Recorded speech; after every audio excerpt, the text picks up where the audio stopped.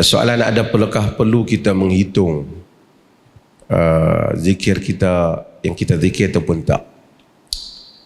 Ada perbincangan di kalangan sarjana kerana ada riwayat oleh Imam Ad-Darimi berhubung dengan bantahan Abdullah bin Mas'ud terhadap orang-orang yang hasar kan, dia menggunakan batu untuk menghitung.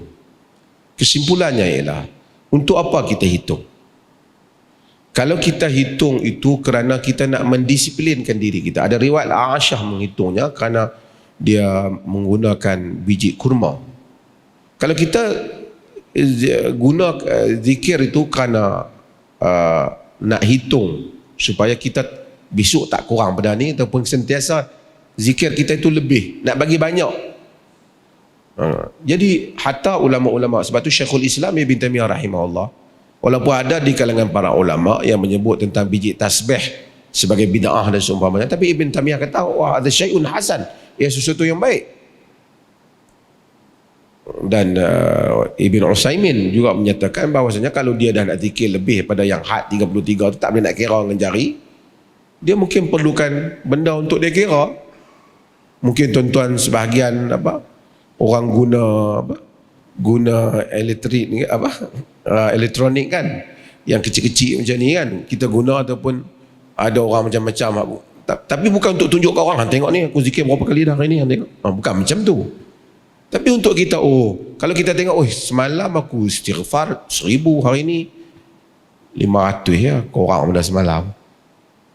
Untuk disiplin diri kita, itu tidak mengapa, kerana itu bukan kerana tujuan riak. Al-Imam Ibn Jauzi dan Talbis Iblis, dia mengingkari orang yang pegang tasbih itu kerana menunjuk-tunjuk pada orang. Tapi kalau untuk disiplin diri kita, supaya kita ingat tiap hari kita tak mau kurang lah.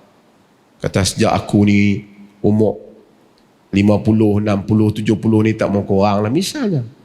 Itu baik untuk satu orang. Macam juga satu orang, Nabi sebut tentang orang yang sembahyang malam, wa aiqadahu fasalla raka'atain, kejutkan ahli keluarga dia, isteri dia sembahyang 2 rakaat. Tapi kalau orang tu dia sembahyang 2 rakaat, dia sembahyang tiap malam 4 rakaat, dia tak mau kurang pada 4 rakaat. Bandingkan dia pun tak dan besok nak kerja, nak dan bangkit pun mungkin 4, mungkin 5, dah 2 jam ya. Dengan nak baca Quran panjang sikit tak sempat. Bayang 4. Tak apalah. Dia memang dok kira dia 4 rakaat. Walaupun Nabi tak kata 4 rakaat. Paling kurang 2 rakaat. Tapi dia 4, tu pun dia 6. Tapi dia kata kalau dia kurang pada 4 tu, dia rasa macam kurang sikit aku ni. Untuk diri dia. Untuk diri dia. Untuk diri dia. Bukan dia nak pihak abang, nah, hampa semua jangan kurang pada 4 nah. Adik, dah untuk diri dia. Untuk diri dia. Saya nak sebut macam ni. Tuan-tuan, agama ni, agama yang kita amalkan, ia membawa kita pada Allah Azza wa Jalla. Kadang-kadang hari-hari awal orang bertemu agama, dia mungkin terkejut dan tak apa faham agama. Walaupun dia mengaji faham, macam faham, tapi dia tak menikmati faham. Saya nak buat contoh tuan-tuan. Ini contoh hidup kita. Kita pergi tengok dengan kita baca saja ni tak sama. Tuan-tuan tak pernah pergi umrah, tak pernah tengok tempat Kaabah, tak pernah pergi haji. Tapi baca buku haji ni hancur habis lah. Bila pergi, lalui, dia tak sama. Hukum tu sama lah. Kita akan tahu, orang ramai macam ni. Dia kadang-kadang hadapi.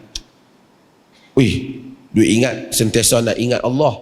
Rupanya orang tolak-tolak ni nak kena konsentrate. Macam tu juga. Kita tahu fadilat Fatihah banyak. Tapi berapa kali kita dalam semayang baca Fatihah, sedang-sedang amin dah. Sedangkan fadilat Fatihah ni besar, paling besar.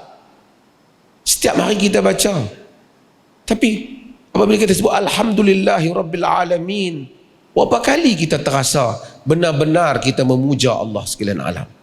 Ar-Rahman Ar-Rahim. Berapa banyak kali kita merasa, ya Allah pengasih, Maliki Yaumiddin. Betapa banyak kita terasa kita menghadirkan diri pada hari kiamat. Sebab itu ada salat malam yang menjadikan kita hadir. Allah suruh kita salat malam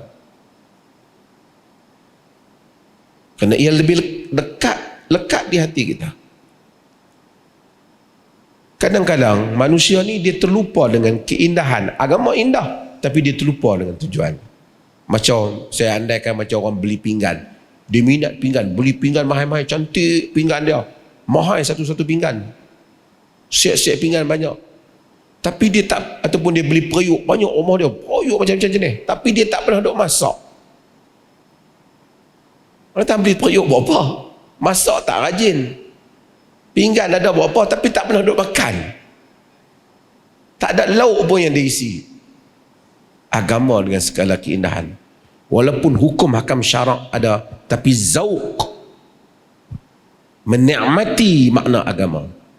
Di situlah Al-Imam Al-Ghazali rahimahullah menulis kitab Ihya Ulumuddin.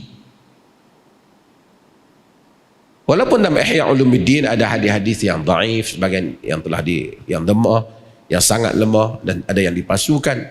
Tetapi keseluruhan tujuan Ihya Ulumuddin ialah menghidupkan makna agama. Bukan sekadar takbir di dalam solat sahaja, bukan sekadar rukuk saja, tetapi apa yang ada di sebalik itu. Kerana Al-Ghazali telah melalui kehidupannya, melihat sebagai seorang faqih, dia merasakan perlunya untuk dia melihat makna kerohanian di situ. Walaupun ada beberapa isu dan Ihya itu dikritik mungkin sedikit tidak selaras dengan apa yang menjadi kalam yang sepatutnya, pernah dibakar di Andalus dan semua. Tetapi konsep Ihya itu yang nak dibawa untuk kita fahami. Mudah-mudahan Allah merahmati kita supaya kita tahu bahawa akhirnya bukan mufti, bukan ustaz, akhirnya kita dengan Allah. Apa hubungannya?